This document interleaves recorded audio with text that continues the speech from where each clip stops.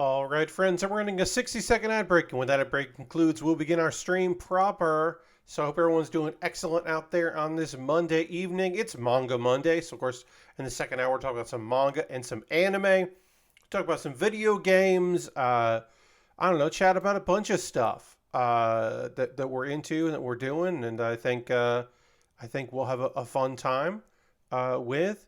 I don't know. I mean, I think it's gonna be a nice little evening for your entertainment pleasure and mine as well. Of course, we'll talk about at least one sad thing, certainly. Um, One sad thing, one annoying thing, but we'll try to be nice and positive about the sad thing. Um, and mostly we're just gonna hang out and it's gonna be cool. And we're gonna get started in just a moment. Get ready for it. Okay.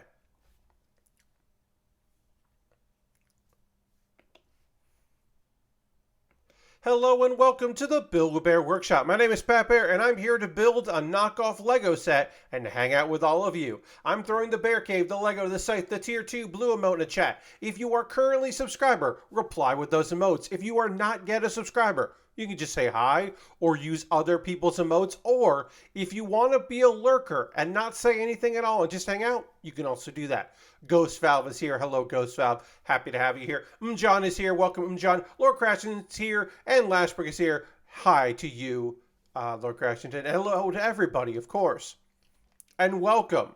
It's Manga Monday, and we're going to also backed by no real demand because something came here. As John says, yeah, we're going to. It is Witch from Mercury Monday because we're going to talk about. As John says, I'm here to see what part of the stream is up for interpretation according to Bandai Namco. Bandai Namco of Japan hedging their fucking bets, apparently, in a way that is just like, nah. No. No. Come on. Are you telling me that two characters in an anime saying the words you wrote, that there's something lost in translation there maybe? Or people are just interpreting it one way and there's another way to interpret it? I mean, I guess super eye rolly. Indeed. Just like, come on. Don't make the move if you don't want to play the game. We'll get into it in a bit. There's not a lot, but there is a lot, and it's a whole thing, and it's... come on. Come on. Like, you knew what you were doing. You knew what you're doing. They're just roommates. You know, they're just good friends and roommates. Just two gals living together. Two gals living with their mom, or one of their mom. And the robot, quote-unquote, sister of one of them calls one the other sister-in-law. And that's just... They're like the Korean sister-in-law kind of thing, right? Like, there's no direct translation, but when you're translating it in English, often you refer to the ladies in your life who you're not blood relatives in-laws. That's just a common parlance in South Korean that, of course, just ends up in this anime by mistake. We'll get into it. Chris Weed Piano, just subscribe at Tier 1. That's 12 months, currently on a 6-month streak. Thank you so much, Chris. Let's throw the Bear Cave, the Lego, the Scythe, the Tier 2 blue emote in the chat, and thank Chris for the 1 year. That's lovely of you. Thank you, Chris. We are currently at 51 subscribers. So I know that for a while there, the goal was 40, and we always wanted to get to 40. I'm going to try to make the goal 50. When we drop below, when we get down to 49 or, lower, I'm going to try to get back up to 50. I think 50 is the new 40. I came up with that myself. But thank you, Chris. But yeah, that's the goal. Anyway, I guess we'll talk about this. We'll get into this. If you missed it, if you missed the end of Saturday's stream, we'll talk about this for a second before we get more deep into Bandai trying to have their cake and eat it too. So, hey, I'm working on this thing. It's not Lego. It's not Lego. This is a Mould King kit. I bought this on Amazon. This is the AE86 from Initial D. And it's not just an AE6. It is from Initial D because the stickers that it comes with, which you apply all at the end, I've been told, are the stickers for the tofu shop. This is attempting to be, quote unquote, accurate. Trying to be close to the actual television show or anime and manga series Initial D, which is fun. Mould King, never bought anything from them before. This is fake Lego. This is knockoff Lego. A question was raised in one of the Discords I'm in because I was promoting this, and someone said, like, hey, can you use regular Lego with it? And I haven't checked that. I haven't pulled out some other Lego and tried to add to this. I believe that'll work. But I do have a minifig here, and I am going to put this minifig... Okay, yeah. So I can tell you at least that a minifig, a proper Lego minifig, will sit on these knockoff Lego. Now, the thing I will say the most about these is that I don't know if these are print on demand. I don't know how these are manufactured. They feel so goddamn flimsy.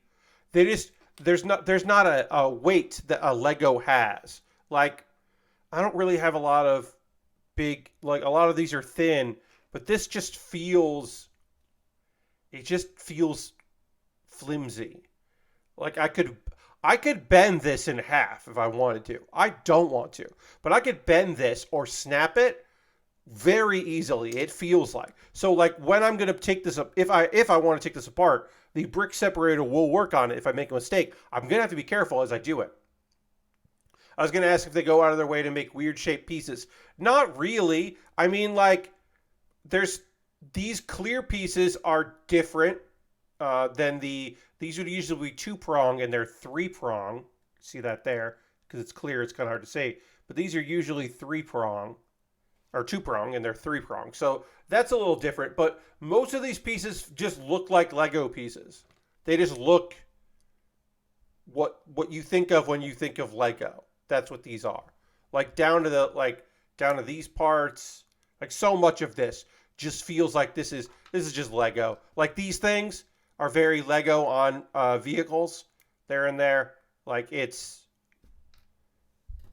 even this.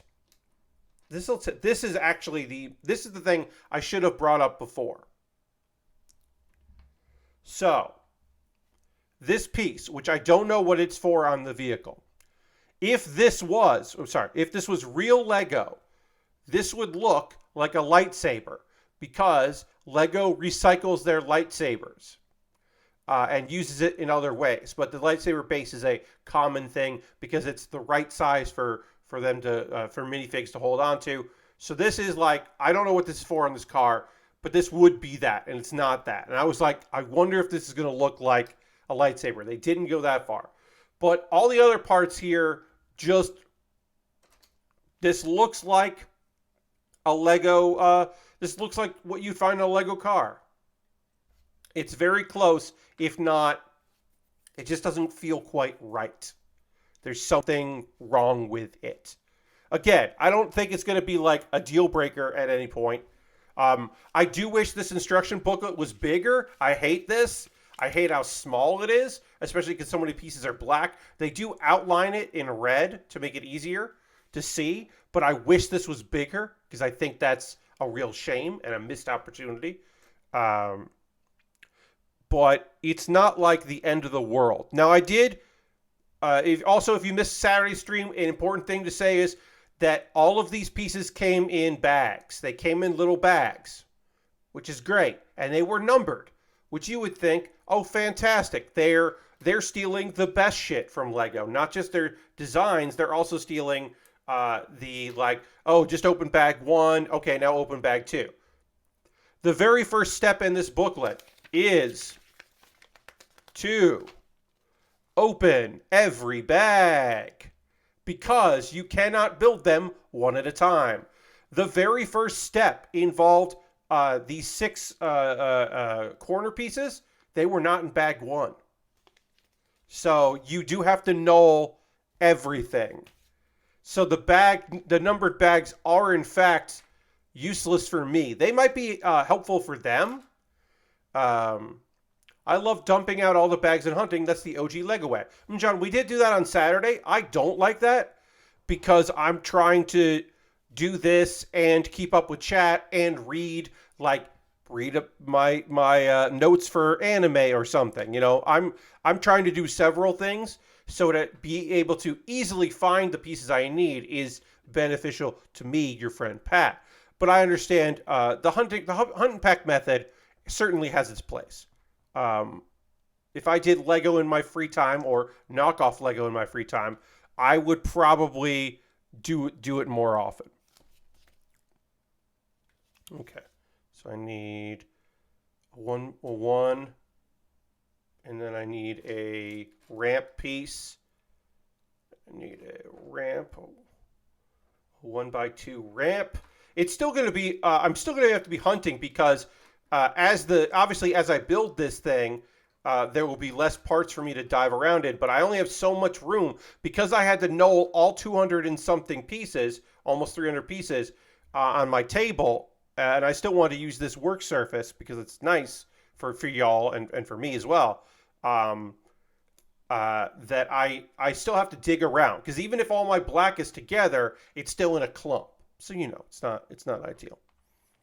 Okay, we got into this a little bit. We should dive in a little bit more here as I'm trying to get these components together. So what had happened was there is a magazine that the magazine, let's see, Gundam Ace magazine. They do a digital version and they do a print version, right? So in the digital version of Gundam Ace magazine, which is a great fucking name, by the way, they interviewed Kana Inchose, who played Suletta in the Japanese version. So she's the Japanese voice of Suletta. Great. That's who you want in your Gundam-ass Gundam magazine. You definitely want to interview Suletta, the voice of Suletta. And they're chatting about a bunch of stuff.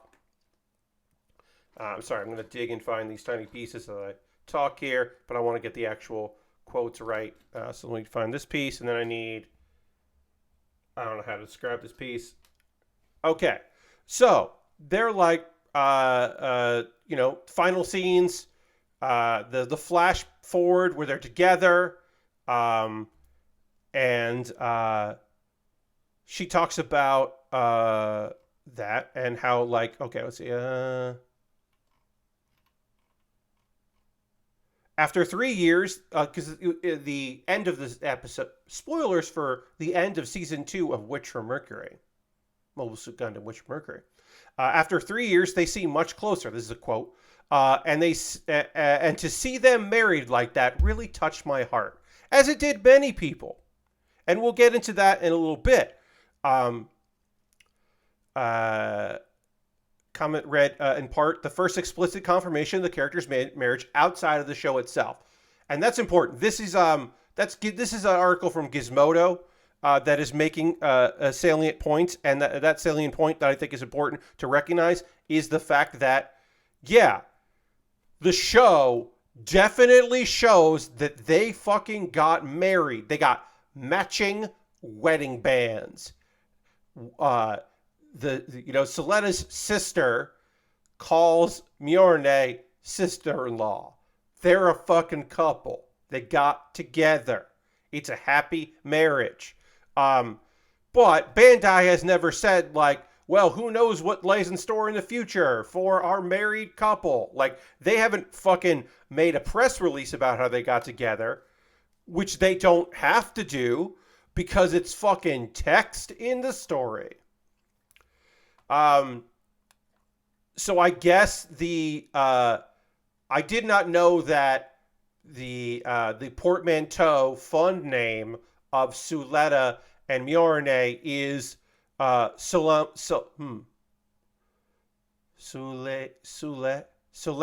Solemio, Solemio marriage was trending. Um, but hey, guess what?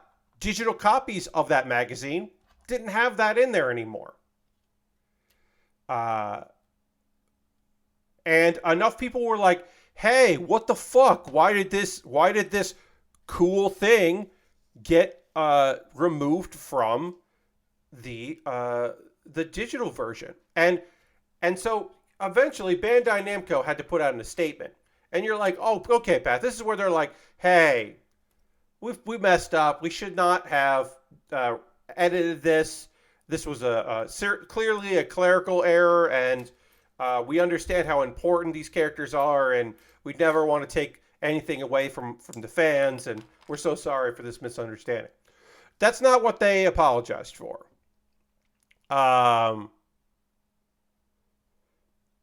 They apologized for the reference appearing in the print version, and luckily they caught it and were able to make sure it wasn't in the digital version.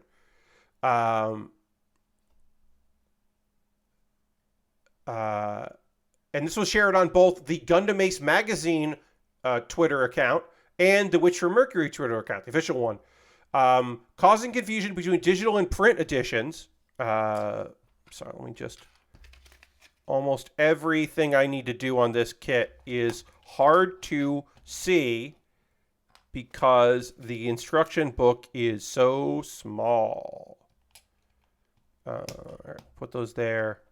Put those there. This goes across. And I could put these other two on while I do this part here. In the article, there was a sentence based on speculation of the Gundam Ace editor, and despite requesting corrections at the time of proofreading, the correction of the relevant part was not reflected, and it was released on July 26th. We would like you to enjoy the work by leaving it up to each and every one of you who had seen the main story. So after consulting with the Gundam Ace editorial department, who apparently have no ability to have a backbone, they just can't fucking say, hey, this is stupid. They just have to go along with it, which sucks. Really sucks. We will make an electronic version that can be modified. This, of course, is a translated statement using machine translated. So this was not done by a human person. So that's why some of it sounds weird. If you were wondering, hey, why does this sound inhuman in some instances? It's because it is. Let's see. The description has been revised as originally requested and is now being distributed. And obviously, this is a Gundam magazine that is at the behest of Bandai, so of course. So, here's the thing. A lot of people see what they want to see when they're watching stories like this, right? There's a lot of subtext as text. And Japan is, especially in the anime industry, often the manga industry even more so. So if you have queer characters in a light novel, they might not be queer in the manga, and they might end up being queer in the anime. There was a pretty recent example about the reincarnated genius and the noble woman. There's a long name, I can't remember, but basically, I read the manga and people were like, yeah, you got to read the light novel because that's gay as hell. And then the anime was gay as hell, and you're just like, yeah, fuck yeah, because like these characters are clearly in love with each other, and they downplayed it in the manga because they're afraid. So there's so much text in series. There are so many best friends and characters who never date but end up living together. And there's all this shit. And it's all like teasing you. Like even Do It Yourself. Like the main characters in Do It Yourself are clearly in love with each other. but they're in love with each other to titillate a presumed male audience, not to encourage a queer audience, specifically a female queer audience, to watch the program. They're there so you can go like, oh, I wonder if these characters are in love with each other. And it sucks. It's queer baiting. It's queer baiting. Mobile Suit Gundam The Witch from Mercury is not queer baiting. It's queer. Those characters are together. They got married. And an important thing, we've talked about this on stream before, beyond the realities of, hey, so many fucking kits were sold of this. And having a female protagonist brought in people who might not have given Gundam a chance before. And having a lead who is a woman of color, a queer woman of color, a probably, and this is reading into subtext, neurodivergent main character. Having her as the lead is an important big deal. As Regizzle says, yes, Miorene's mother-in-law is a war criminal. That's her mother-in-law, and she's got to live with her. You thought your in-law was rough. But here's the thing, right? You take all that away. You push that all aside. The thing, which were all business decisions. This is a creative enterprise with a business decision behind it, of course, right? At the end of the day, it's all fucking business. A queer woman of color had a happy ending. And that means so fucking much to people. And I can't understate that fact.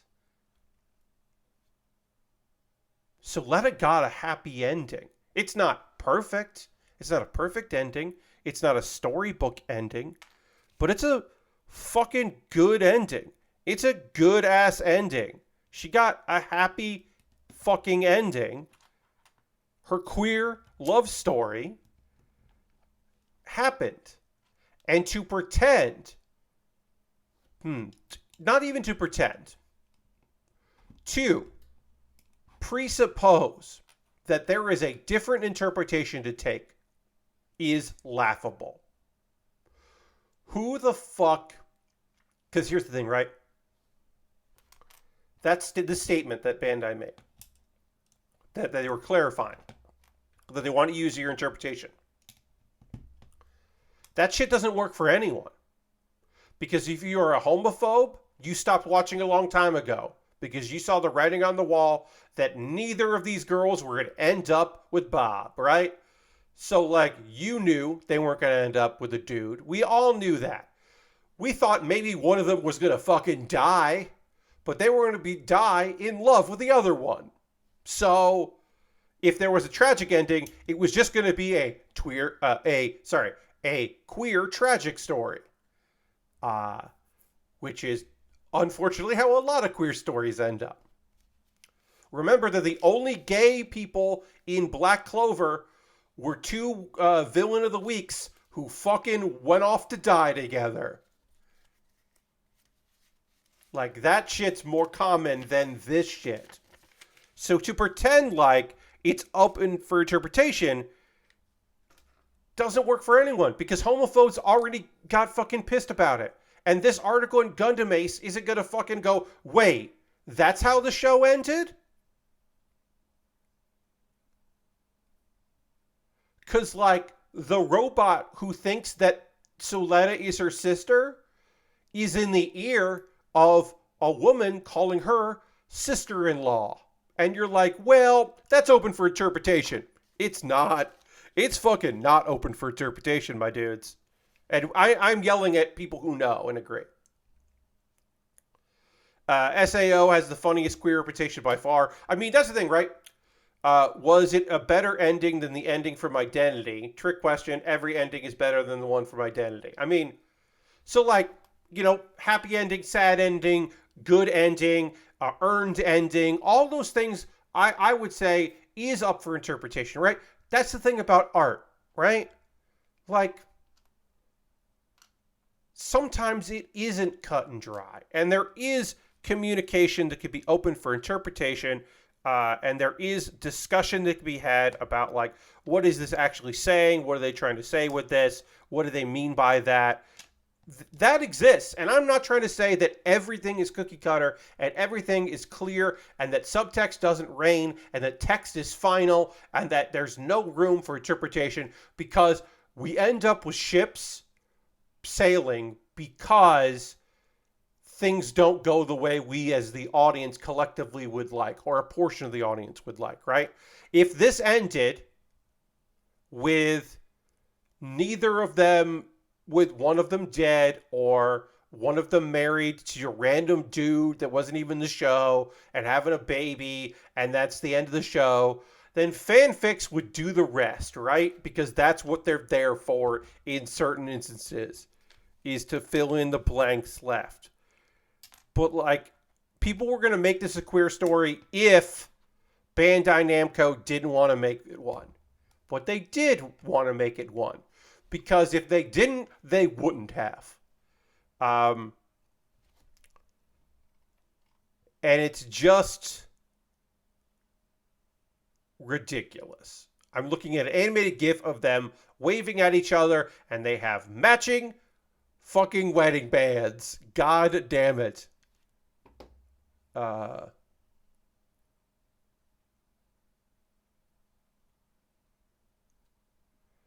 And also, I would encourage you, in conversation with people, if it comes up in 2024, when Witcher Mercury is up for Crunchyroll Awards, guess what?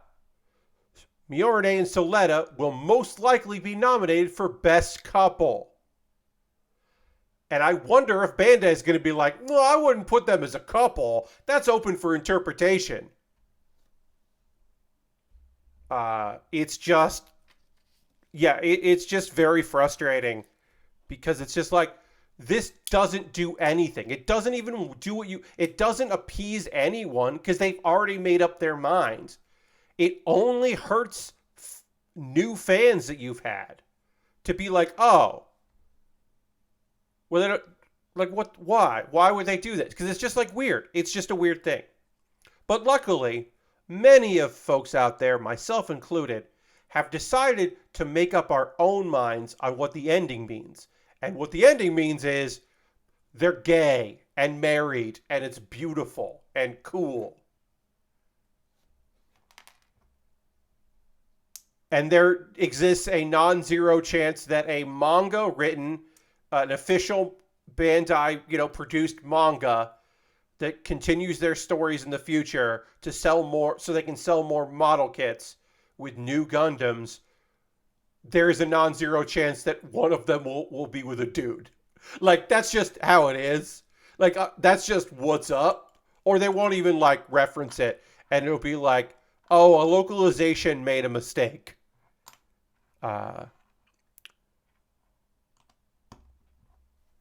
What do you do if Mjolnir is married to Ghoul in a future manga? Well, that's what I'm saying. Like, Telltale's response, yeah, everyone will remember that. Nobody liked that. Yeah, it's just it's a nonsense thing to appease nobody and to placate no one. It's just so weird. It's just so nonsensical. It's just going to create more fan art. And if that's what Bandai Namco wanted, if that was their plan all along, was to increase fan art of the two of them as a married couple, like, go off. Y'all did it. Okay. All right, so I did this wrong. It's got to go like this. The interior, you can tell it's the interior of the car. Exterior is white, interior is brown, which makes sense. So you can kind of judge it, and then some of it is like the floor is black, and it's like, okay, that makes sense. Yes, tag all your spicy fan art to Bandai Namco. Yeah, it's just nonsense. I saw that today, and I was just like, what are we fucking talking about? Can you imagine the gymnastics that would have to happen if 4 kids picked up a show with a queer storyline? I typed that and now I'm wondering if Sailor Moon counts.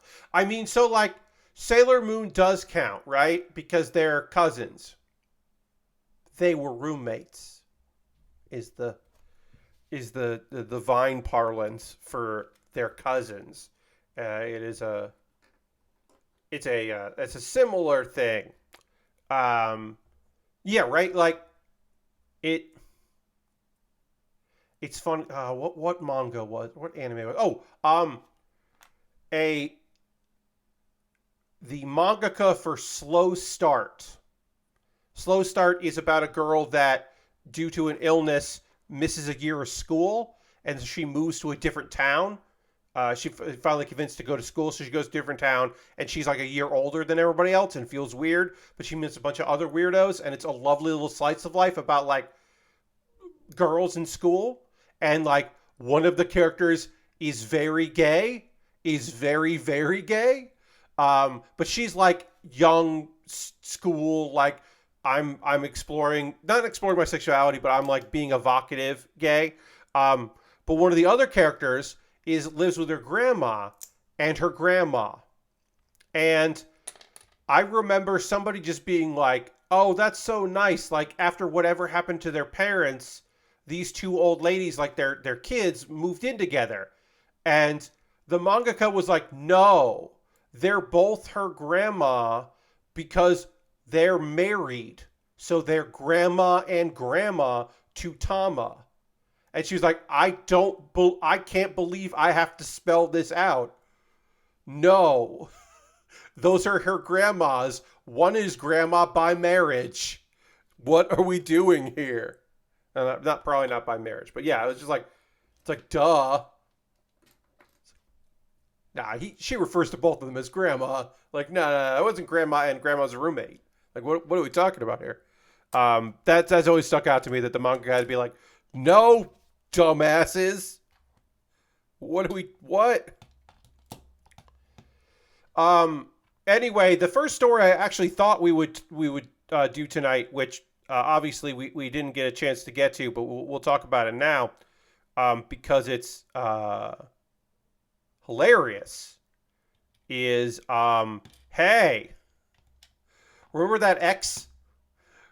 Y'all know, have you heard this, that Twitter rebranded as X and then put a giant X on the top of their building, which they are behind on rent payments on? And then they were like, and it was like this weird light display, and it made people very unhappy that lived near it. And it's terrible. Yeah, they removed it. Apparently, the city of San Francisco wasn't happy, and then Elon Musk was not happy about the city of San Francisco. Wait, did I fuck this up somewhere? Where do I got to put this? This goes here. Okay, so this goes across here. Wait. Sorry. Something got confused here on these steps here. This is 2. Okay, so I put that there. This is up too high. This should be down 1. I figured out what I did wrong. Everybody. This is up too high. So can I remove this without fucking everything up? I can pull this up. Can I pull these up? Yes, I can. Great. It was weighted with literal sandbags. It was for sure going to kill someone. Yes.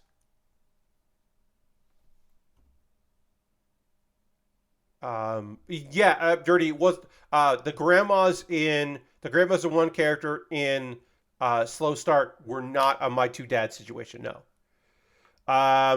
So the X is down. Let's see. The Department of Building Inspections received 24 complaints about unpermitted structure, including concerns about the structural safety and illumination. So not only was it the illumination a problem, but other people were like, hey, this is clearly not safe. And they were correct by all accounts. All right, so that goes up there, and then 1, 2, and so this goes here, I think, right? Yeah, okay, so that goes there. Great, that's right now. And then this goes like this. Great, figuring it out. The Buddy Daddies are just roommates, though. It's in the title. Yeah.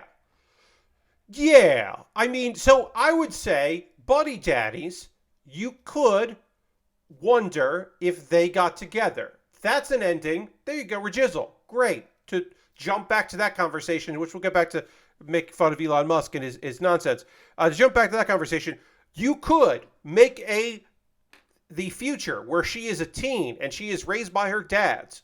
You could, if you wanted to, look at it either way. That as they started living a life together and working together, love blossomed. Or perhaps it didn't. We don't know if they were romantically linked together or not. There was no moment of either of them being with someone. They did not introduce a new character or a character from previous episodes that you could say like, oh, and I guess they got together. That's weird. Or, oh, that's cute because they were flirting in that one episode. One of the moms from the, the daycare or whatever.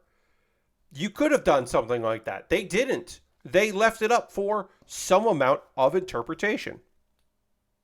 So 1/3, great. So maybe they are just buddy daddies by the end of it. We actually don't know. That's actually up for interpretation. The ending of Witch of Mercury is not up for interpretation. That's just some gay shit. That's just some gay shit. All right. So back to this. 24 complaints, including concerns about sexual safety. Yeah. The sign was installed on the roof, Twitter, X headquarters on Friday, less than a week after the company was stopped from removing the Twitter logo on the side of the building because they didn't tell the fucking building they were going to do that shit. Let's see. Yeah, they didn't have a permit. They were stopping traffic. It's not called Buddy Witches from Mercury. Nope, you're right. It's not. Let's see. Yeah, somehow, apparently Apple, because people were like, hey, I thought Apple said you had to have like at least 3 characters in your name for an app, but apparently they got around it because the app is named X. And I guess, hey, guess what? That sign did go down in a blaze of glory because that's their fucking terrible catchphrase. Their terrible dystopian future catchphrase, blaze your glory. So apparently, the company, when people were like, hey, what the fuck? They were like, oh, we only put it up for an event. It's a temporary sign. We didn't mean this for be up forever. That's their explanation for why it was structurally unsafe. It's because like, oh, that's just a temporary thing. It's just a joke, bro. Which is like, no, come on. Come the fuck on. Come on. But yeah, that they're claiming that it was just a joke. Hey, Harold. We are in the shit on Elon portion, Harold. You're right. I got to drink a little water here. So apologies for a second. I need it. My throat's really dry for some reason.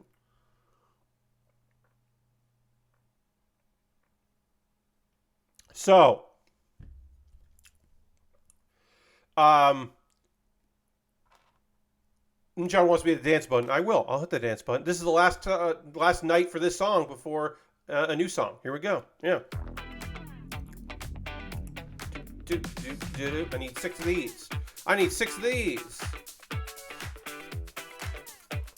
I need... Okay, 3. What about... Oh, I have 4. 5. And... What about 6? Show me 6. Why can't I find the 6th one of these? See? It's still annoying to find things.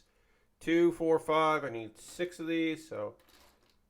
But as I build this, it'll be easier to find things because there'll be less of these not Legos on the table for me to shift through. Here it is. It was hiding under another thing. Yeah, no, you can't, Chris Chris, you can't do that. I don't know why I said your full name there. Yeah, those lights wouldn't have worked anyway.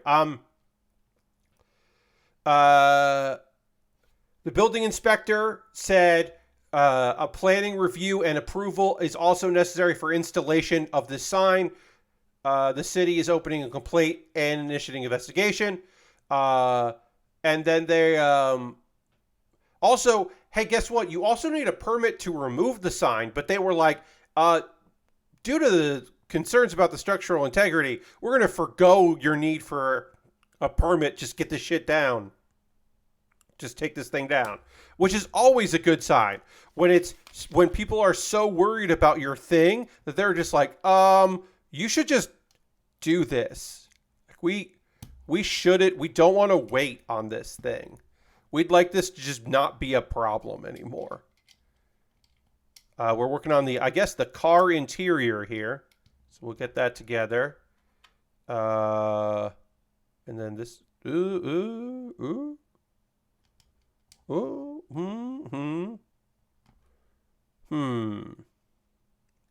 like that? Did I do this I did this in the wrong place? Yeah, okay. It's supposed to go like that. All right. Again, photos are small. I'm going to keep saying that because it's true. I'm not fucking up. It's the thing that's weird. No, I am fucking up, but I'm also doing my best to understand where things need to go. Based on that, so this is going to go in between the four. Yes, that goes there. Great. The property owner will be assessed fees for the unpermitted installation of the illuminated structure, which sucks because the building is going to have to deal with that, which is fun. The fees will be for building permits for the installation and removal of the structure, and to cover the cost of the Department of Building Inspection and the Planning Department investigation. And then someone says RIP sign. RIPX sign. That's Gizmodo saying that. But yeah. It's silly and nonsensical, and we can kind of move past it. But I did want to say we should talk about it a little bit here.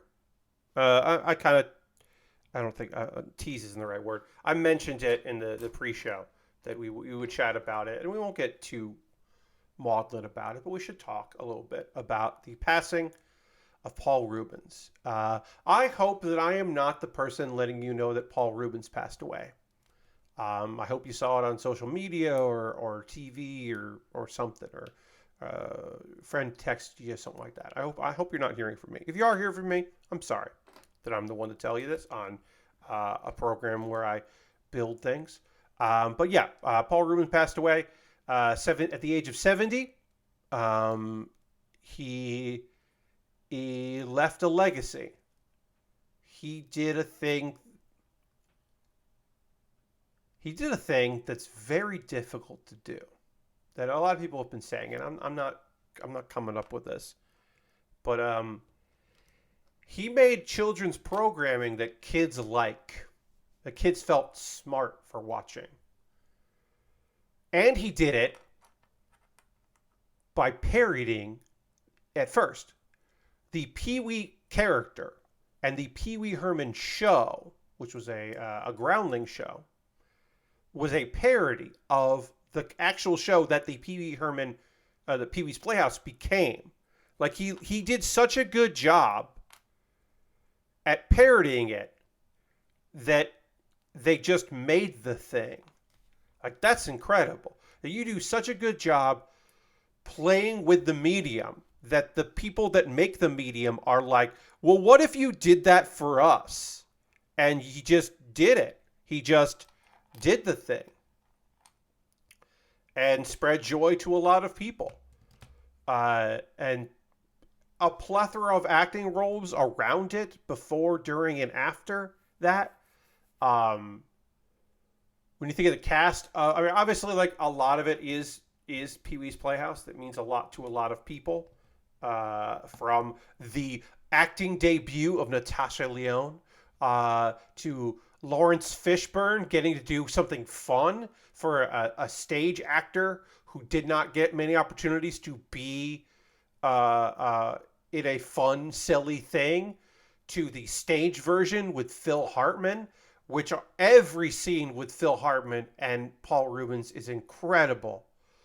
Uh, to Pee-wee's Big Adventure, allowing a weird filmmaker and a weird comedian to make magic together. Unbelievable. Uh, it is really sad. So, I did not tweet this. Didn't feel the need to do it. I will say, because part of the grieving process is to make it about you, even if you don't want to. Part of that is making it about you. I met Paul once for like 10 minutes, and it was cool as hell. He was hanging out with a friend of mine, and I went to a bar where people were hanging out, and a friend of mine was at another table, and I looked over, and I saw that friend, and I was about to be like, well, hey, I'm going to make a big noise and be a loud, gregarous Pat Bear about this. And then I saw that friend was sitting there, and that was definitely fucking Pee Wee Herman. That's Paul Reubens. Like, that's what? And so I didn't go over there. I sat with my friends, and I didn't say shit about it. But I got out my phone, and I texted my friend, and I said, hey, me and I mentioned a couple other people's names. We just walked in, and I know you're over there. Text me if I can come over and say hi, or we can come over and say hi, or whatever. Let me know if we can come over and say hi to you, because we won't if you don't want us to. And like, we go about our dinner, we're having a good time, and we're kind of chatting, and one of my friends is like, dude, text him again. I'm like, I'm not going to text him again. If he doesn't check his phone, it's fine. And I get a text from my buddy. And my friend has never told this story, so it's not my place to tell every detail of it, because I don't know. If they tell about it, if I see it on social media, I'll tell you who it was. But anyway, my friend goes, okay, like a couple people come over, but don't make it a big deal. And so me and one of my friends who was and is a bigger Pee Wee Herman fan than even I was, we go over, and we're like, hey, nice to see you, and then my friend goes, this is Paul. We're thinking of working on something together. And my friend says hi, and I lean over to say hello, and I say, oh, nice to meet you. And I put my hand on the shoulder of my friend that Paul Reubens is having dinner with, and I go, isn't he just the best? And I make it about my friend. And Paul Reubens says something nice about my buddy and how they worked on something together and how they're excited to work on something else. And we just chat about that for a couple minutes. And then we go, all right, we got to pay our bill. And it's so nice to meet you, and have a great rest of your night. And we go back, and neither of us had him sign anything or freak out. And that's because I worked in comedy for so long and theater with so many wonderful, weird people, that you just don't do that stuff in a restaurant, and you don't call attention to anything. And it was lovely, and it was a nice little chat. And he was just such a special man for so many people. If you are not familiar, there's links going around to some stuff. Maybe you just know him as the Prince from 30 Rock. Maybe you know from some film roles that he did, or as a voice in Nightmare Before Christmas, or whatever. You might not know him from anything other than Pee Wee Herman and pop culture. I think that HBO special that you can find on YouTube. It's on HBO still, but you can find it on YouTube. I think that special is incredible. The Pee Wee Herman Show is fantastic. It is imaginative. It is fun. It is weird. It's dated in ways that media is dated. The fact that there are prank phone calls on that show, but they're prank video calls. They're written in the script. They're not real pranks, but they're written in the script. But there's prank calls in that. Harold liked him on the You Don't Know Jack TV show. Yeah, I mean, Paul Reubens was in a bunch of stuff. The shadow of Pee Wee Herman looms large for a generation of comedy people. Any children's programming show that you think is cool, that you thought was cool when you watched it, is because of Pee Wee. Is because of Paul. It's because of Paul Reubens that thing was cool. Yo Gabba Gabba doesn't happen without Paul Reubens, because you don't get to make something fun and cool that kids and parents both like without Paul Reubens being there, being that role.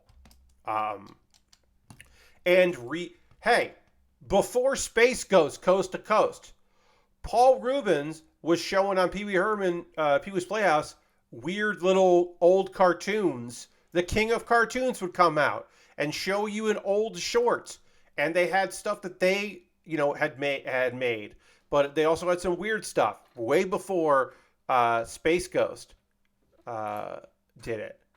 Just using old cartoons in a fun way. It's a loss. I had friends of mine who were close with him, as I mentioned, one of my friends and a few other people. But yeah, if you don't have a personal connection to Pee Wee Herman, the thing that I will say to you is, somebody you like loved him. Somebody you think is really funny or talented that maybe is my age or bit older, loved him and was influenced by him. And so if you're younger and it just didn't hit you, or, hey, I know some people who just they're around my age. They didn't have Pee Wee's Playhouse because they didn't watch a lot of TV, or they were in a country that didn't, broadcast it, that didn't have a licensing deal for it. And it's not necessarily a connection to him, but it can't be understated how important he is for a lot of really smart and funny nonsense, and how good an actor he was. He was just a very talented actor.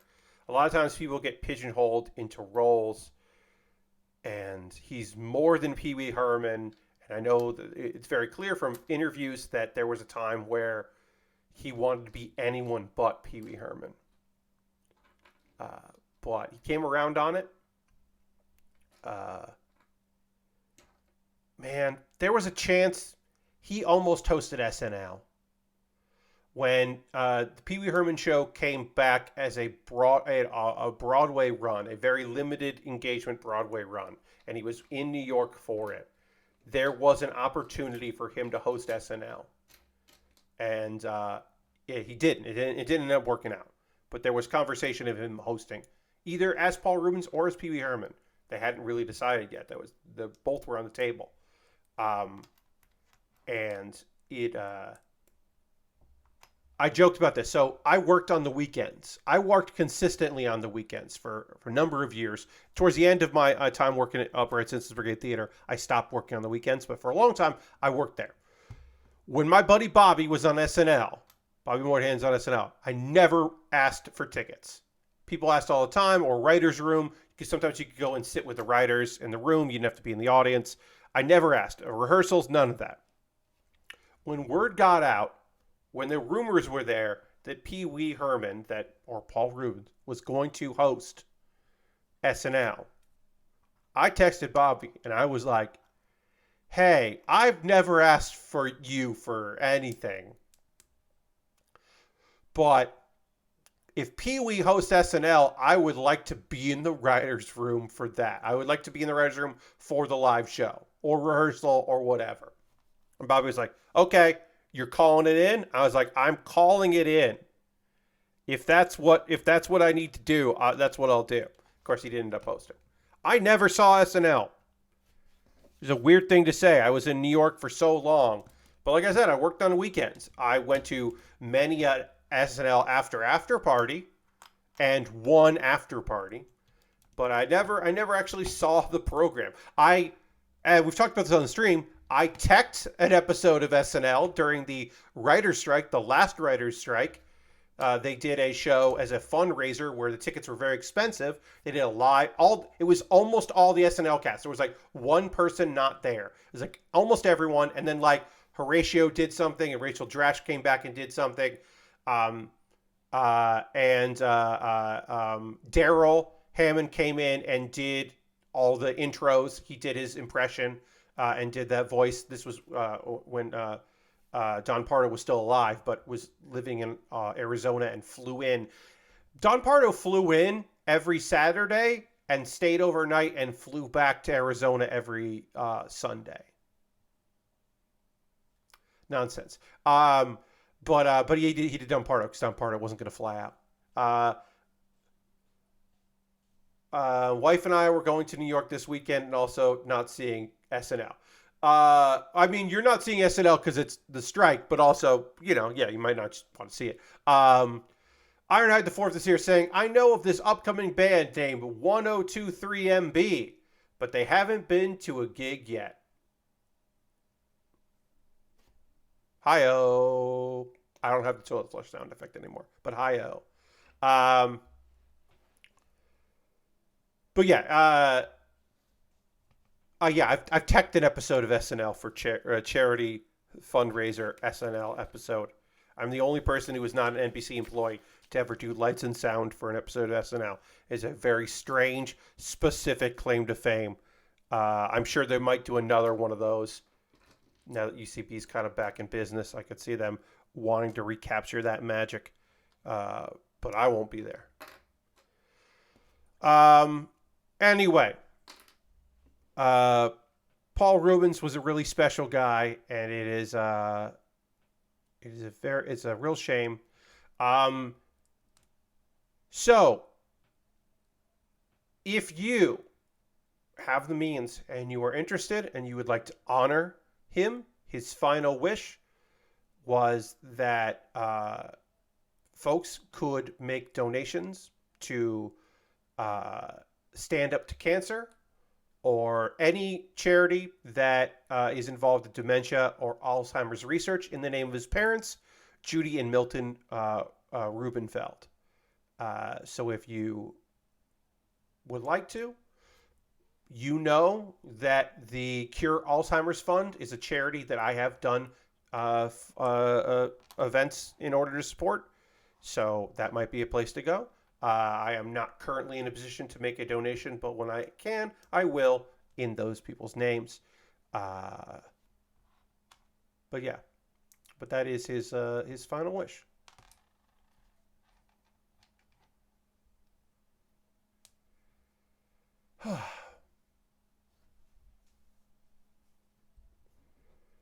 Also, if you go to one of the Galaxy Edge parks, you can hear his voice as the Star Tours pilot, RX-24. He's in Oga's Cantina. That's really nice. I'll have a little water. Thank you, Nathan. I'm also going to drink some water after the pause with the hospital. I'll drink a little water. Thank you for using channel points.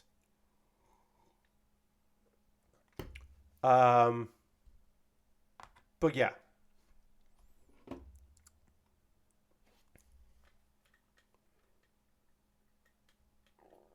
I would say don't watch Mystery Men, because that's not a good way to honor Pee Wee Herman, because that's not a good movie.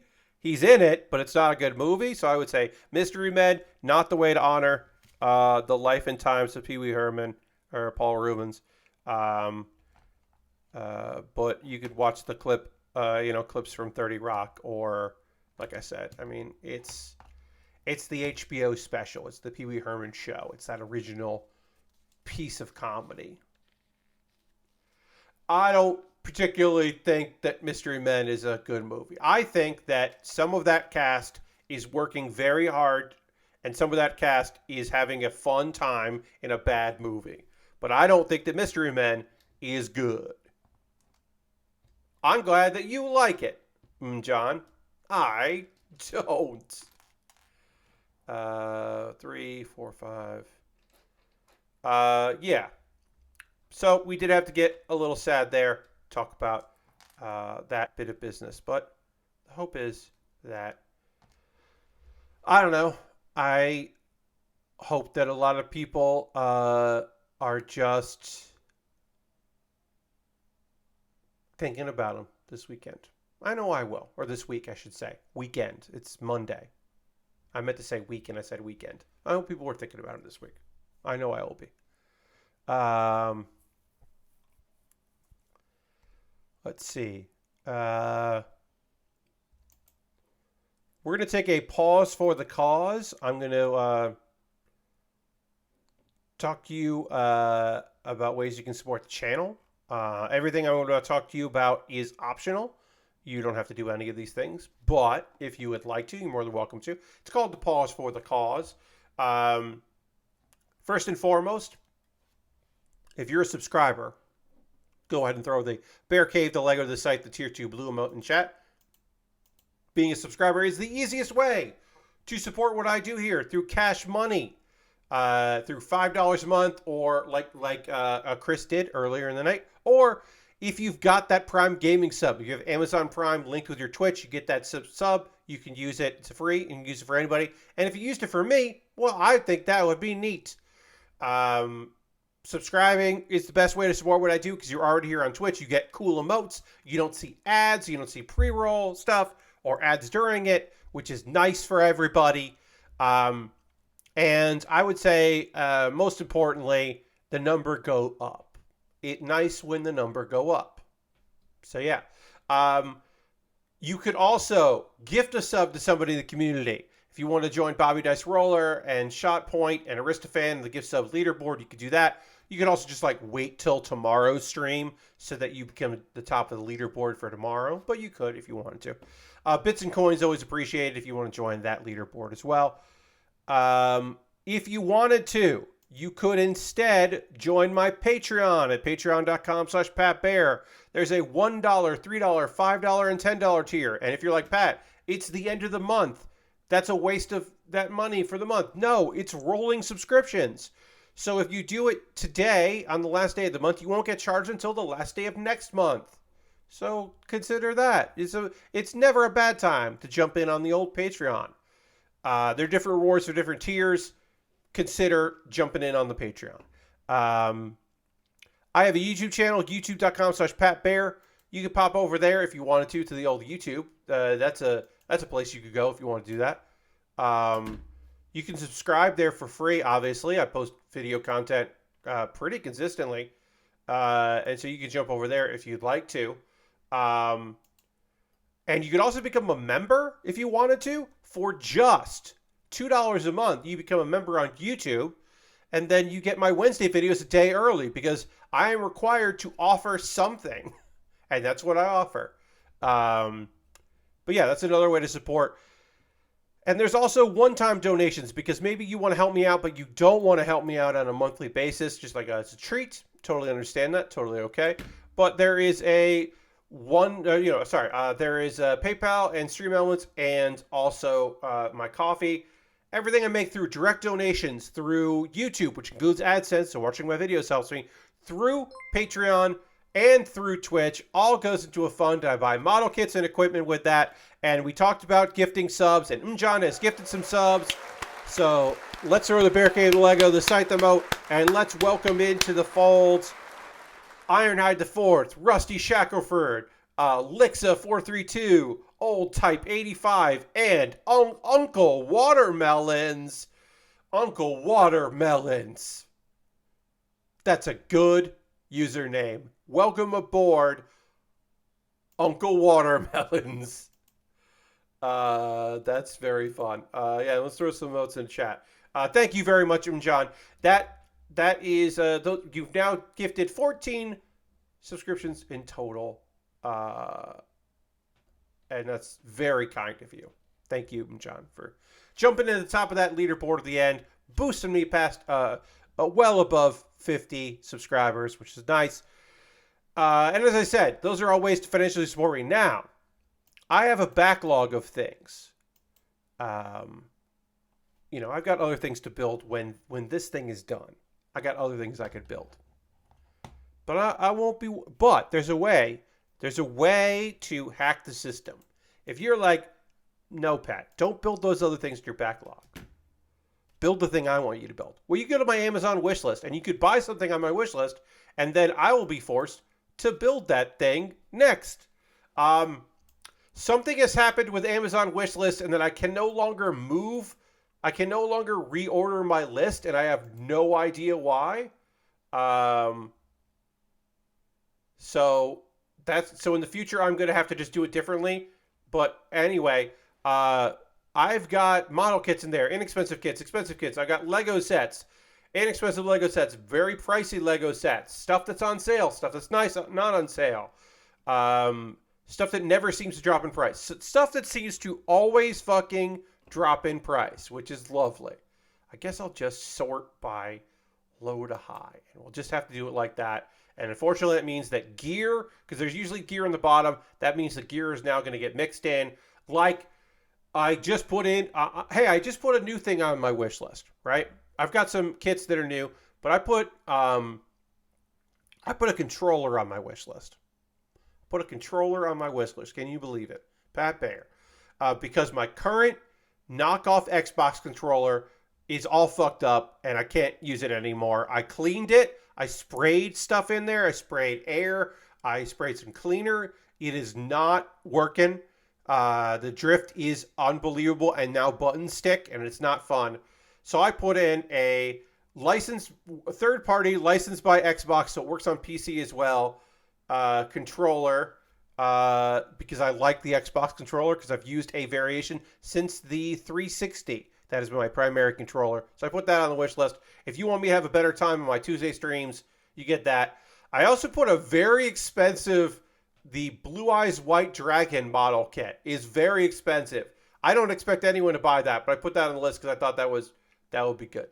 But yeah, probably Elon's flaw. Yeah, you just blame Elon Musk for that being weird. But anyway, my Amazon wish list right now, I can't move things around on the list, so I'm not going to sort.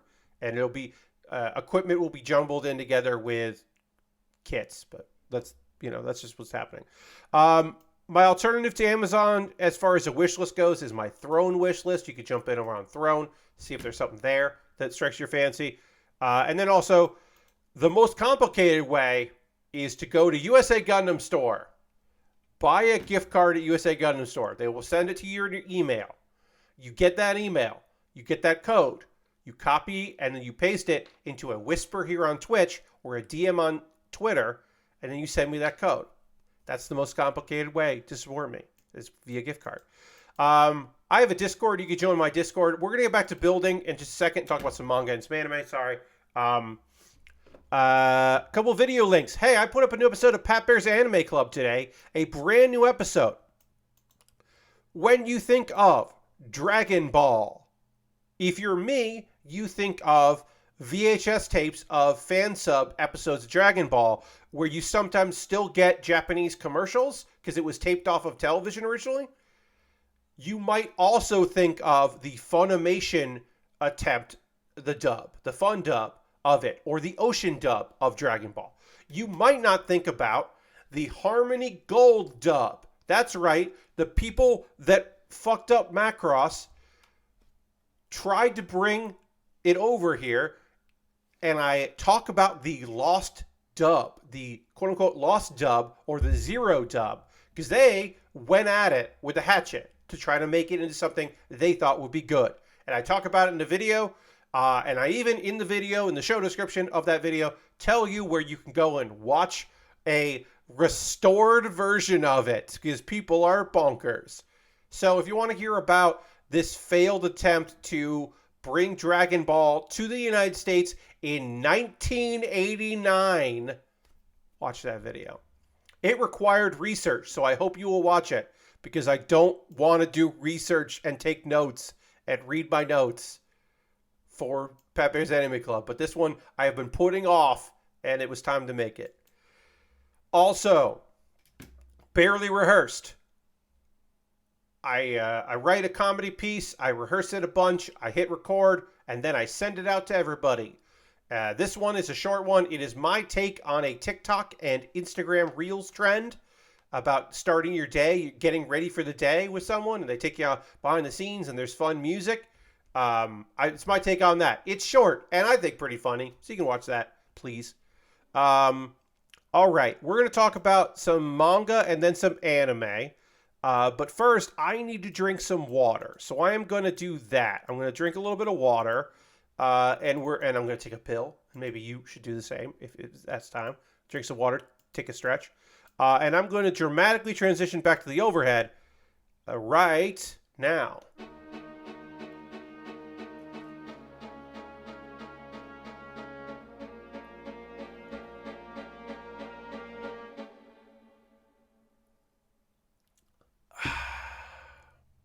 All right. Let's talk about a piece of manga that I want to chat with you about. Let's talk about an isekai. It's called The Forsaken Sanctus and Her Foodie Road Trip in Another World. It's a mouthful. Is it based on a light novel? You bet it is. Is it a slow life isekai about a young lady who gets summoned and then things get fucked up? Yes. So, multiple people get brought over in a summons. And one of them is a beautiful young lady. And she's like probably right out of high school. And the other is a little older. A little wiser. But still cute. Not gorgeous, but cute. And they look at her ability and they're like, ugh, what a dud. And they transport her away. Hey, they don't kill her. But they don't send her back. They just abandon her. Because her ability doesn't make any sense. What's survival even mean? What? Everyone can survive. What kind of sanctus doesn't even have like healing abilities or large scale magic? What is this stupid thing this lady has? Well, you know, because it's a oh, wait a minute. Sorry, folks. Before I keep talking about this, it just occurred to me what I just built here. Fans of Initial D might recognize that this is supposed to be tofu. This is the tofu that is being transported in the back of the AE86. As much as I don't think this quality is particularly high, that's a lovely touch. To put in the back a box of white squares, that's pretty all right. So thumbs up to Mould King for that. That ain't bad. I'll give him the credit for that. This is pretty neat. So anyway, our girl has here's the thing. When she was summoned, they were inside. So her full abilities were not on display. If they had walked outside, they would have been able to see that she has an unbelievably, completely radical, cool ability that is a cheat. Our main character... Hey, stop me if you've heard this before. Our main character in this isekai has an unbelievable ability. And that is survival is actually the ability to summon an RV. Because she used to love... Because in the other world, while she was working her day job and doing all kinds of stuff and working at pharmaceuticals and all that, she dreamed of one day going on a cozy road trip in an RV. And also, it would work inside a dungeon. Dungeons are considered outside. So they just, in a very dumb manner, I should say, because of course they're foolish and they don't know what's going on. They just kicked out someone who could transport people safely. It's invisible, and only people she wants can see it and interact with it, or even enter it. and it has a never-ending supply of food in the refrigerator and water in the sink. And you could transport items in it, lots of items. Like, she would single-handedly change the course of the battlefield without having to just driving from place to place with supplies, invisible, undetectable. And she's just like kind of learning about her abilities as it goes, because she opens the manual and she's like, well, I guess I'll do something. And also a thing that should be mentioned that is explained in the manga, which is lovely. Do we get this explanation? Part of her survival skill is that she's calm in the face of adversity. And she's like, oh, yeah, I'm not freaked out right now. I probably should be freaked out right now, but I'm not. So she's like pretty well adjusted. And then, just as she's like, okay, I guess this is my life and this is what I'm going to be doing with my life, she meets a demon. She meets an Oni. And he's hurt and hungry. And so she feeds him and looks after him. And it turns out this dude's a nice guy. Like, don't judge a book by its cover. This dude, this humanoid that's clearly not exactly a human, turns out to be a good dude and is completely flummoxed by her cooking ability and the wonderful food that she created. And the skills that she possesses and her ability, and he's like, what's going on? And okay. And he's like, hey, I know this is sudden. Do you want to work for my party as our porter and cook? And we find out after many episodes of this being pretty chill and them just being kind of hanging out, nobody in the party can cook. They're all very nice, lovely people. And even when, because it takes a while before they learn about like her special ability, just the fact that she can cook nutritious and good meals, immediately she gets hired. They're like, oh, this is so great. This is so, yeah, exactly. We're so happy to have you on board. The two of them are a married couple, and then there's another two people, and like everybody's on board. Everybody's really into it. And then like there's some issues that come up and she has to spring into action. She's like, okay, well, I have to tell you about my ability, my skills now. And they're like, this is even more amazing. And she's still interested in helping people, even if she is nervous that, she's a little bit nervous that like the people that summoned her might want her back because she doesn't really want to go do that. And she's also just, kind of nervous about this world and what's going on in it. So while I do think that there's going to be some cool action, and we're just leading to the part where like, it's weird that there are monsters in an area there shouldn't be monsters and that kind of thing. It's lovely. I highly recommend the Forsaken Saintess and her foodie road trip in another world. I think it's a lovely series. Again, I imagine that it won't always be as cute as it is currently, and that it could get a little weird eventually. But right now, it is very cute and fun, and I like Rin, the main character, and I like all of the supporting cast that we've been introduced to. And yeah, her ability is fun and pretty chill, and I can foresee more fun adventures in it.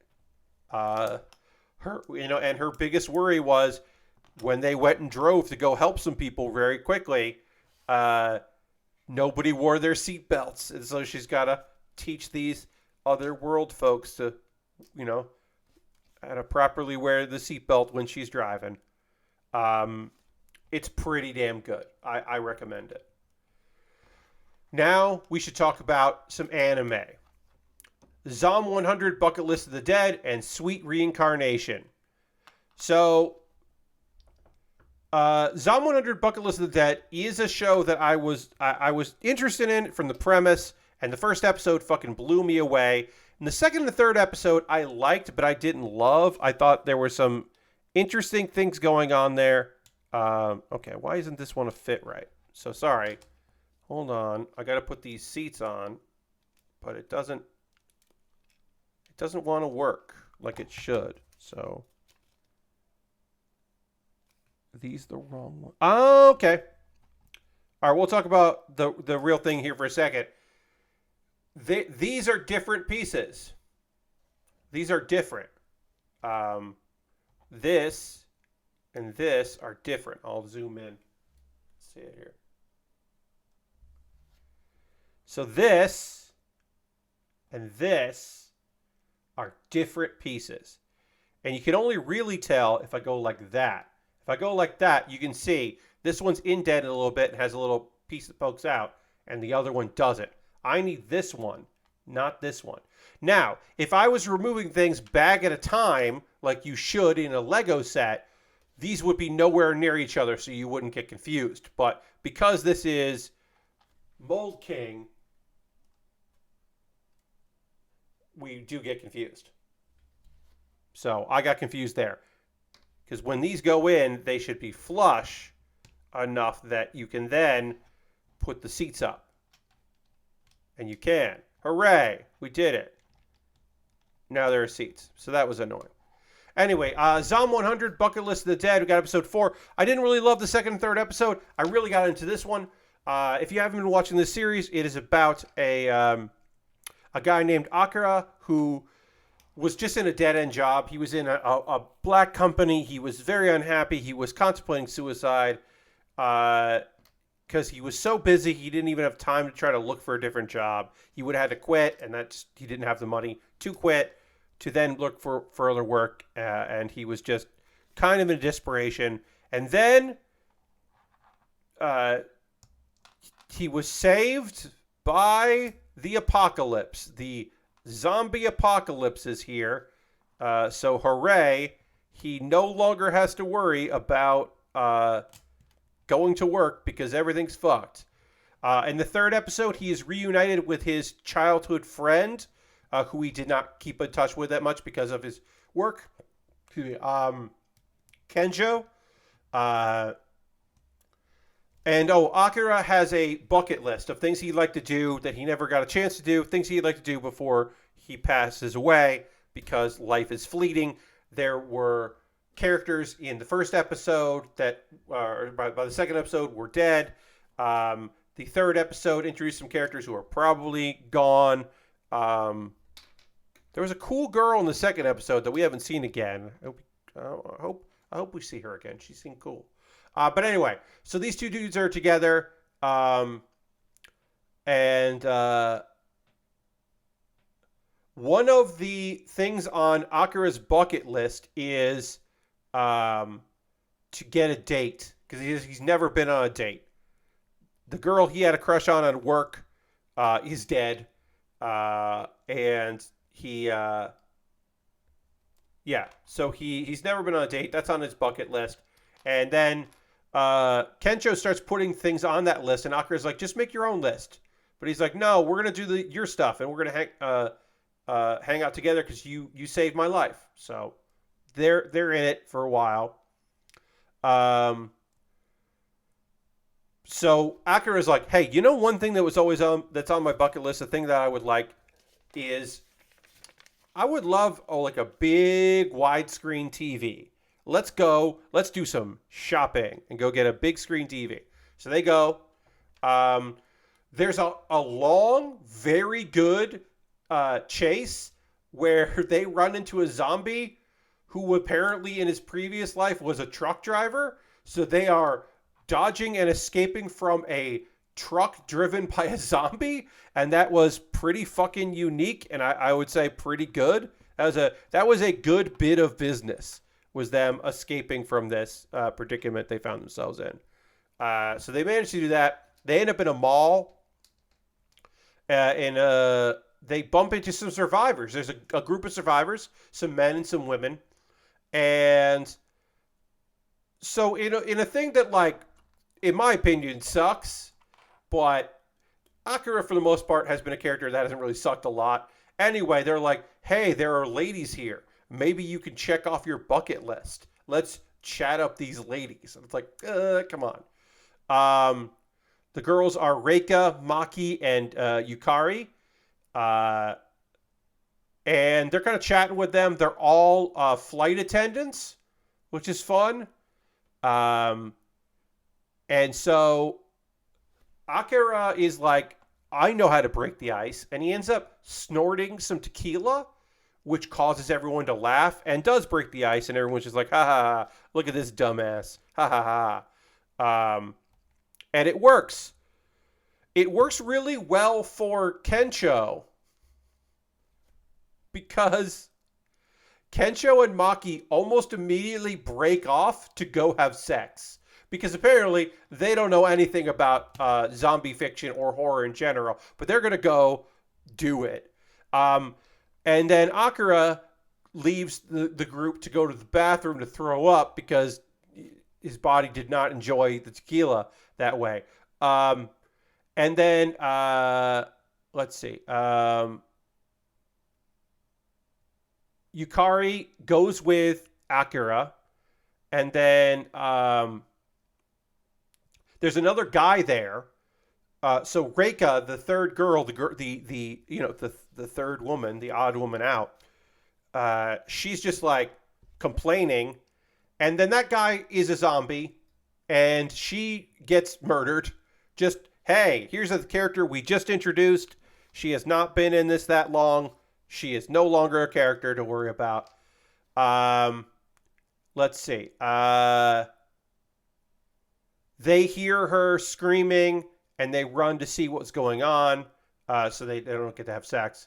Yukari confirms she's checking on our boy and she's just like, yeah, I have a boyfriend. He's out there somewhere. I just don't know. I just have to believe that he's alive out there. Which, Akira is kind of bummed because he thought he was going to, like, flirt with her. And, she came to check on him. So he thought, like, oh, maybe something's going to happen here. But, I was like, well, she is nice. So that is nice. So Maki and Kensho come back to where the girls were originally to see what's going on. Maki gets attacked by Reika, who, she was attacked. So now she's a zombie and gets attacked. And Kensho has to fucking flee. Or Maki dies. Kensho kills Reika with her own suitcase. And then Yukari is confessing, I'll never be a flight attendant again, but I complained about a lot of it, but in the end of the day, I still enjoyed being it. And we have this whole thing where Akira realizes, like, I never actually wanted to get into production. That was a job he had. I never wanted to do that. I don't even remember what my dream was. Like, he can't remember what his, the dream job. Like, did he even have one? He kind of can't remember it. All right, so we need these. We need these. And we need these. Great. This is coming together. I wouldn't describe this as coming together easy, but it is coming together. That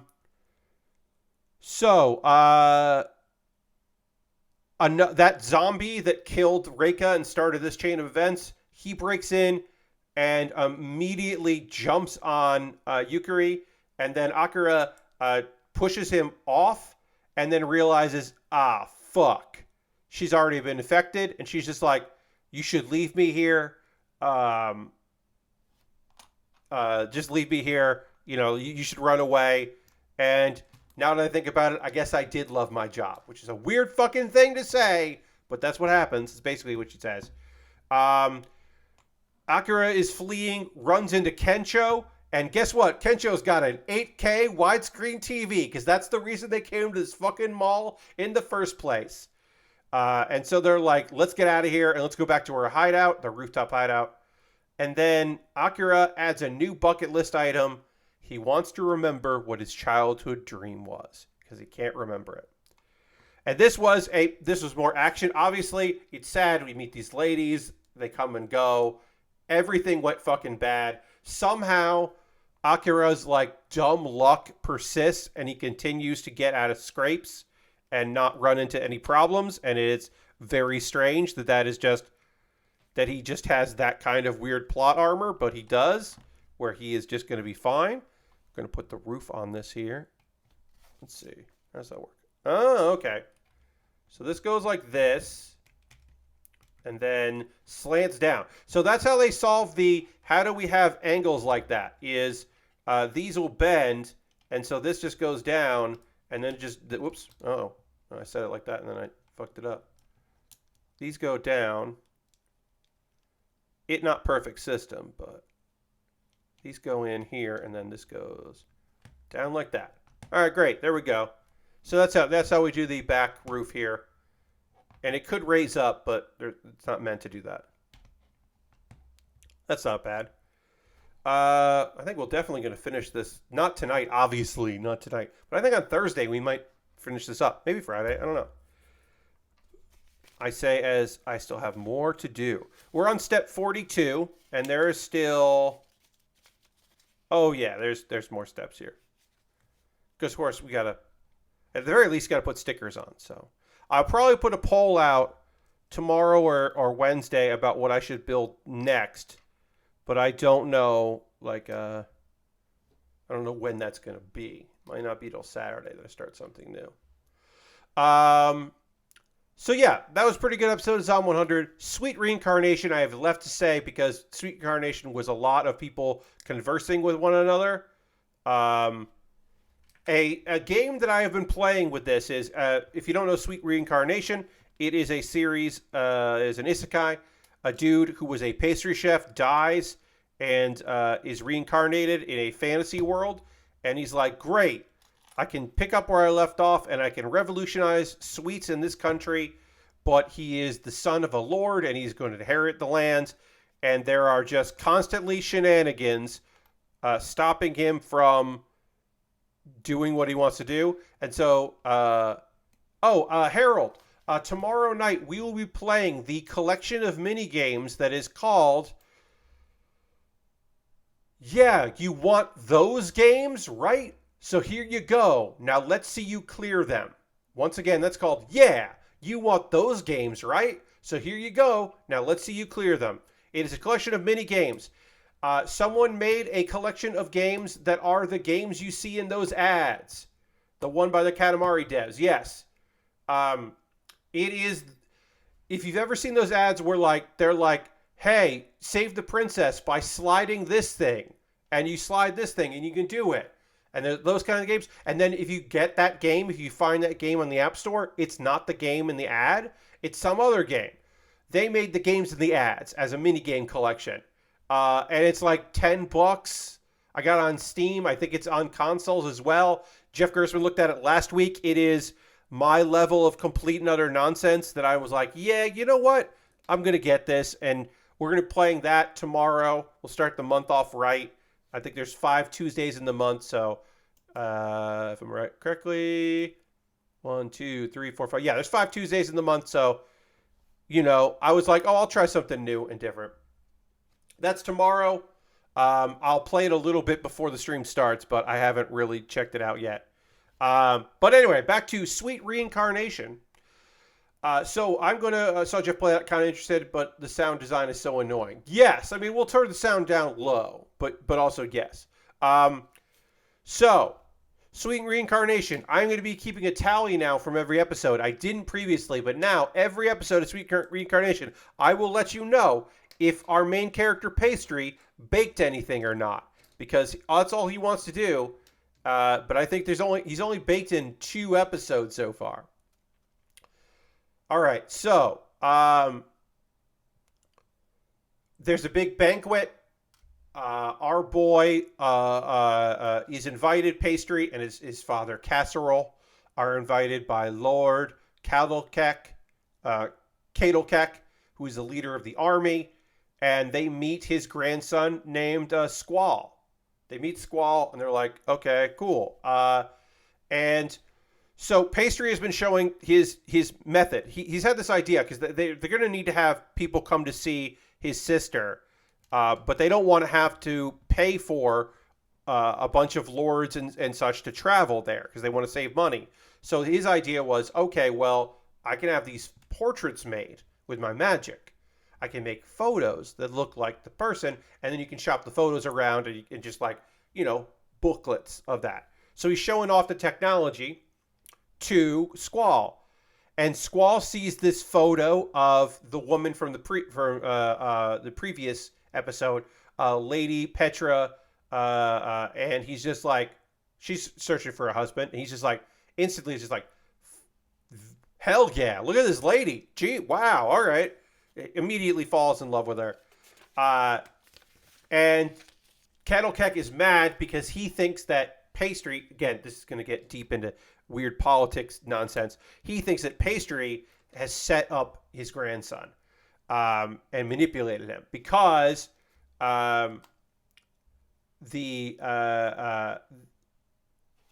Petra's family is constantly feuding with the neighborhood duchy, and he's just trying to play off something.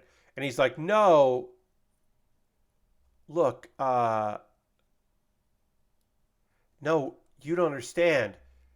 He's trying to marry Petra off, like the Mangrave, or the Margrave of the family is trying to use Petra politically, and you can use that to your advantage because he's trying to get somebody as an ally, but it would be bad. Like, his allies would be mad if the two of you got together. And he's like, oh, okay, I see what you're doing. I got you. He understands the political move, and he's like, okay, well, we're gonna set up an appointment so these two folks can meet. And by doing that, he brings the feud that's happening to the attention of the king, which is what Pastry wanted. So that way, people are aware of it. It kind of blows up in people's faces, and then finds out, oh, Squall and Petra are now secretly engaged. They hit it off. This is happening. So, which is great, except some people's Petra's the enemy of Petra's family is like, the enemies are mad about this. They don't want this to happen. They don't want this to go. So Casserole gets hired because his army, his army is so strong they defeat all those bandits. It's really his son, Pastry. Okay, I need you to escort Petra to the capital for a coming age ceremony, and also the church might leak information about this engagement, and we don't want people to know about it. And again, this is all weird political leanings and a strange thing for this reincarnation story, but that's what we're getting in. We're getting into some of this nonsense. Pastry has the idea of hiding Petra in the church so that people can't find her, and also so assassins won't be able to get at her, and then people won't be able to pay attention to it. And on the way, the carriage is attacked by assassins, and then Pastry defends Petra, and also Petra's sister Licorice is on the ride with them to go to the capital. And of course, Pastry can copy magic. That is his ability. He can copy magic that he's seen. So he's able to defend them using copied magic. And Licorice develops a little bit of an interest in Pastry. And the note I placed here was, no cooking takes place. And that's the thing, right? Like, it's Sweet Reincarnation. This is not a slow life isekai about a pastry chef who is, in his second life, had the opportunity to finally make all of the cool pastries that he wanted to make and do all that. No, this is a fairly boilerplate isekai about a dude that has cool cheat abilities like any good isekai main character. It's just that his cool abilities, he also, in addition to those cool abilities, occasionally gets the opportunity to bake a cake. All right, so this goes like, that looks like,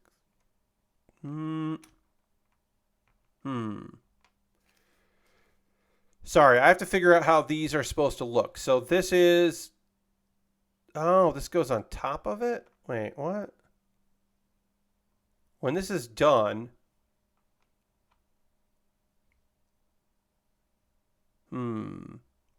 sorry, everybody. This is very confusing how this looks. So we put this on this, right? We know that. That's what it says in instructions. And then this goes on this.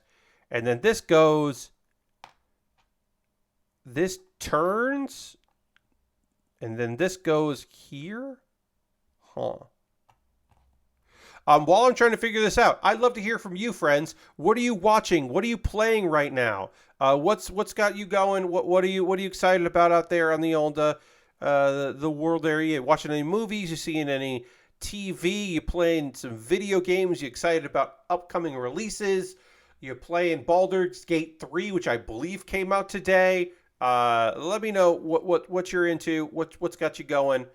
For me, I had a breakthrough, and I finally figured out how to complete a very difficult job in Mars First Logistics. If you've been playing Mars First Logistics, you know that that you have to transport items, you have to build equipment and rovers to move items, and one of those items I fucking couldn't figure out, and I finally figured out how to make a weird device that allowed me to lift this like fucking fin of a plane, like I think it's like a rocket fin, and I finally figured out how to get a clamp on there to move it. There's a couple items I just can't figure out, and I'm like, do I not have the proper tools for this? There's a box of apples, and I think my new device might be able to lift that box of apples in a way that I need, which is I need to lift an item up and not have apples tumble out of it, because this one thing I have to jump. I have to like race up and jump over a thing. And I'm like, I've never built anything that won't knock the apples out. But I think this new thing that I did, this new machine, I believe, I'm fairly confident that this new machine will actually do what I need it to do and maneuver these items. And it's great because I was stuck. I was just doing side jobs because I couldn't get any of the 3 main jobs done. And now I think I got one of the 3 done, and now I think I can get one of the other ones done too. And I'm very excited about that. Also, I've been playing that on mouse and keyboard because my controller is all fucked up. And it would be better on a controller, I think. Driving around would be better on a controller. Building is better on a controller. I found that to be the case. Let's see what y'all had to say. Laura Crafton says, I saw Barbie today, which was a lot of fun. Nice. I don't feel like going to the movies, but at some point I will see that movie. I know I will at some point. I just don't feel like going to the movie theater. And Harold has been playing a lot of Rock Band 4 lately. Hell yeah. I hope you have been having fun with Rock Band 4. Hope that's going well for you. Okay, so this is not right. So I did something wrong here. So maybe it's supposed to be like this. Okay, so this is supposed to be like this. Nope. If I look at that, that's not right either. Okay, so I did. So this is supposed to be this is definitely supposed to be lined up here, but these need to be lined up there, which means is it supposed to be like that? Okay, it's supposed to be like that. And then nope, that's even worse. That's even more way off. So that's not right either. God damn it. I would say some of these instructions leave a lot to be desired. Basically, this I know needs to go like this. So that means these components here need to be in some way like, but this piece needs to go here. This needs to lock in here. So I don't know how else it's supposed to work other than it's not supposed to be like that. But also these 4 pins need to be like that. So is it like this? Is this, no, that doesn't work either.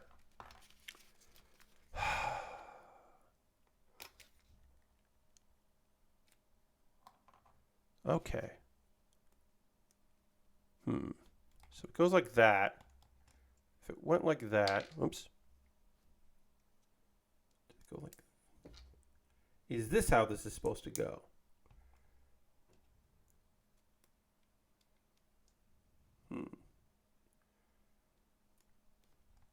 as I said, sometimes these instructions leave something to be desired. So I am doing my best trying to understand what this wants from me. That's not right either. I know that these are supposed to go in like this, because that is how, these are the car doors, right? And then this piece, this white piece here, is supposed to stick in to this front there. And so this is supposed to go like this. But that doesn't work like that. So I don't know what I'm supposed to do here. I'm going to take this back here.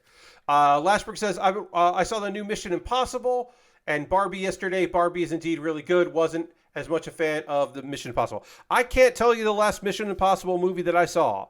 I know I have seen several of them. I don't know if I saw the last one. Okay, so I'm just going to go back to the drawing board on this and try to figure this out here. I'm going to take these apart and kind of look at what they want. So, but yeah, I don't know the last time I saw a Mission Impossible movie. Okay, so this is supposed to go, oh, is this supposed to go like this?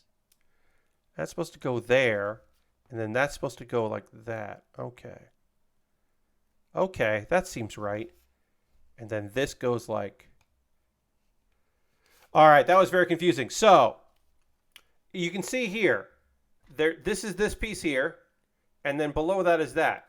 And there's an arrow. The arrow is that this piece right here is supposed to attach to this part, but it looks like it's supposed to go here, but it's not. It's supposed to go like this, and then this is supposed to go on top of that, and then you turn it, and it goes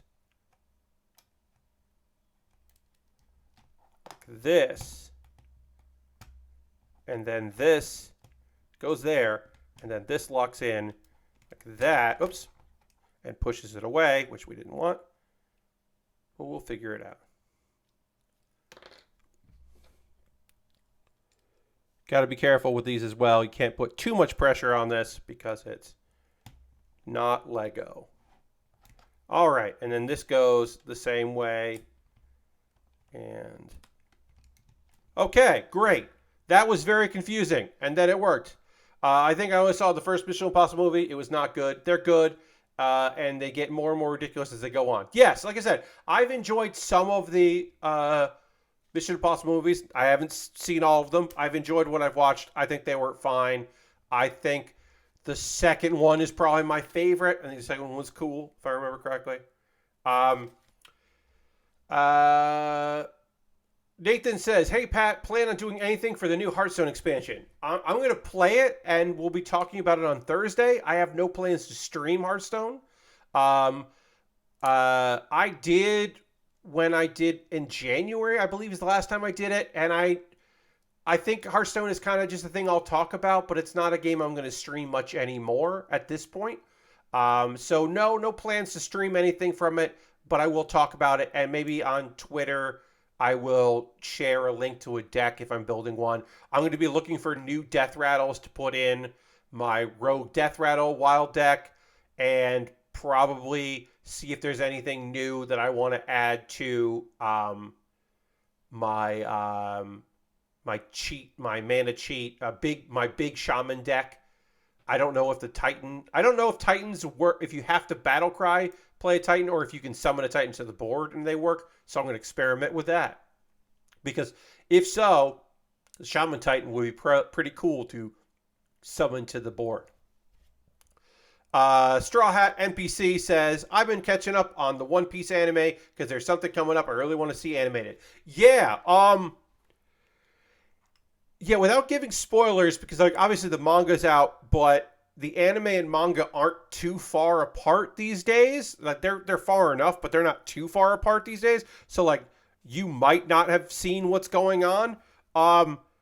Shit's gonna get fucking wild in One Piece. It's people are eating. One Piece fans are eating. There's some good shit there. I'm very excited about it as an enjoyer of the show, and it's been a little while since I talked about One Piece, but yeah, stuff's good Oda made a Oda made a really big, wild choice.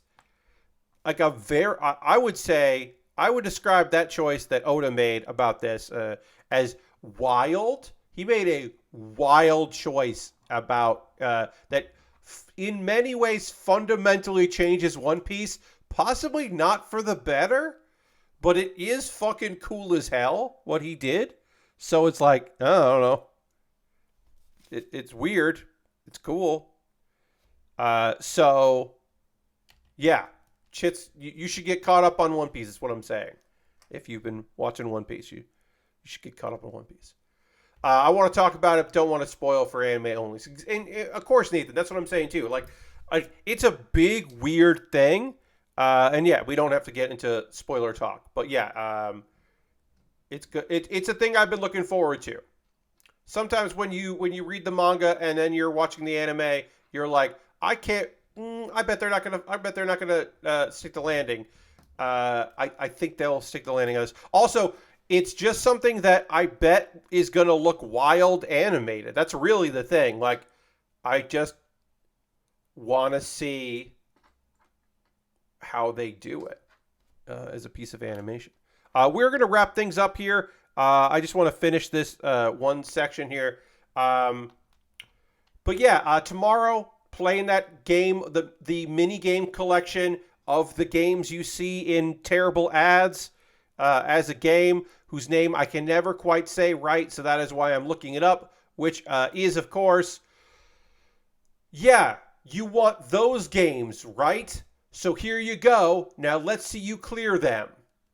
That is what we're playing tomorrow at 9 p.m. Eastern. I hope you check that out. It's going to be real silly and fun. And I'll be talking about the Hearthstone expansion, which I will also be playing tomorrow as it comes out. Start a new month and the Hearthstone expansion. It's a great time for me. I've got so much gold to open card packs. That'll be tomorrow. So yeah, I hope you come and check that out. We'll continue working on this. We might finish this. I'll do a poll at some point to see where we are here on the AE86 and what else we needed. What we should do next, because we might wrap this up. Like I said, there are stickers. There's still plenty of card left to build. So I just like to know ahead of time. We are going to raid. That is how we end every stream around here. We're going to go find somebody doing cool shit out there that we want to go spend a little time with. I'm going to find out if Mary Kish is streaming, because it's Monday and Mary streams on Monday, but sometimes she doesn't stream on Monday because life gets in the way. But we like to raid Mary Kish if Mary Kish is raiding. As John says, we always end with a raid. And Mary Kish is raiding. She's streaming, I should say. She's playing Frog Song. And it's apparently her partner anniversary. Oh, cool. So we definitely got to raid Mary if it's her fucking partner anniversary. That's awesome. So let's go give Mary a raid. It's her partner anniversary. Yes, it is. She is streaming. That's great. We always end with a raid. We're going to go hang out with Mary. Feel free to come along on this raid. Again, tomorrow, 9 p.m. Eastern. Come back here to Pat Bear's Anime Club. Pat Bear's Anime Club. To the bonus stream. And, oh, Mary's very loud in my ear, so I'm going to turn that down before we raid. But yeah, come along on this raid. Come back tomorrow for a weird video game collection. It'll be a good time. And if it sucks, we'll bounce out of it and play another game. Thanks so much for hanging out. Hope to see you on the next stream. Talk to you soon. Goodbye, everybody. Goodbye, goodbye, goodbye, goodbye, goodbye, goodbye, goodbye. Thank you very much, VOD watchers.